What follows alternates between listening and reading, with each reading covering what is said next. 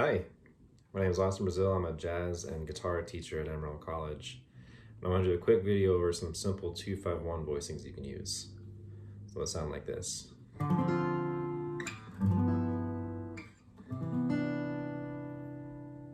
And this.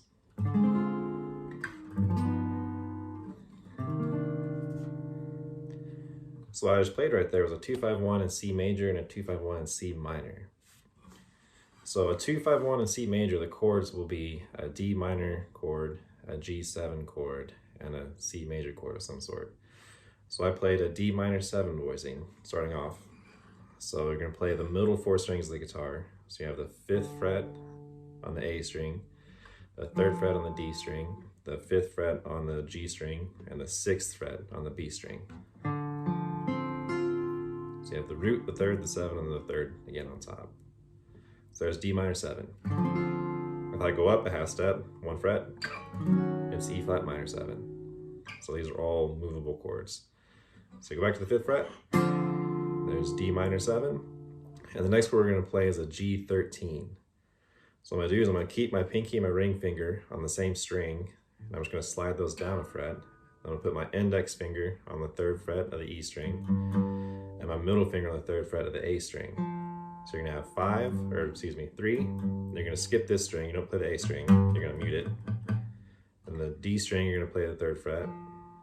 The G string, you're going to play the 4th fret. And then the B string, you're going to play the 5th fret. And the high E string, you mute it as well. And it'll sound like this. So there's G13. And it's another one of those chords. G13, G sharp 13, A13, A sharp 13, B, all movable chords. All right, so the first two together, D minor, G13, then we're gonna go to a C major 9. So you're gonna have this real pretty line on top that goes.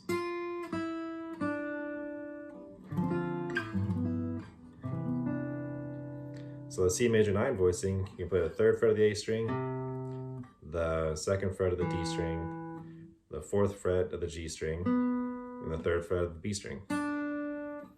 And then you don't play the outside voices. So together. And that's it for the major. So let's go on to the minor. So in C minor, the chords in a 2-5-1 are D minor 7 flat 5, or D half diminished. We're going to play a G7 flat 13, and then we're going to go to a C minor 9.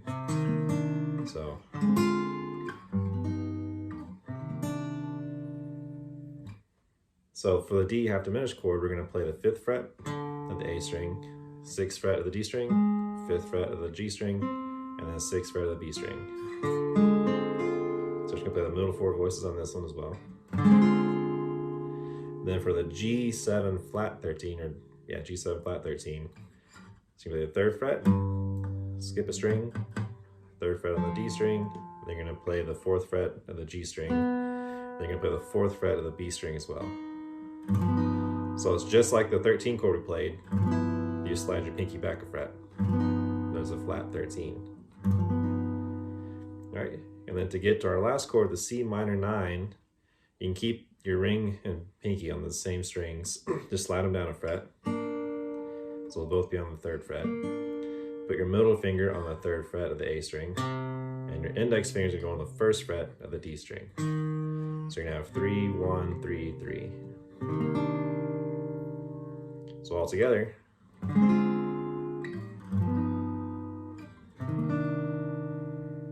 So this again, you get this little line.